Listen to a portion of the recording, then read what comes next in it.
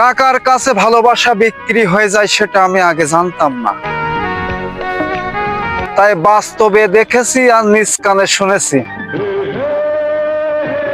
তাই তো সেই কথাটা আপনাদের মাঝে শেয়ার করতে এসেছি। পাশেই যদি না থাকবে তবে কেন বা মন দিয়েছিলে, আর কেনই বা ভালোবেসেছিলে?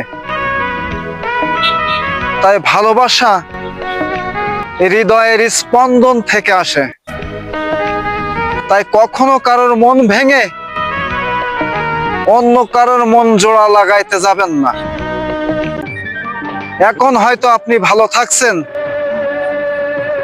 পরবর্তীতে আপনার দুঃখে শেয়াল শগুনও কিন্তু কাঁদবে না।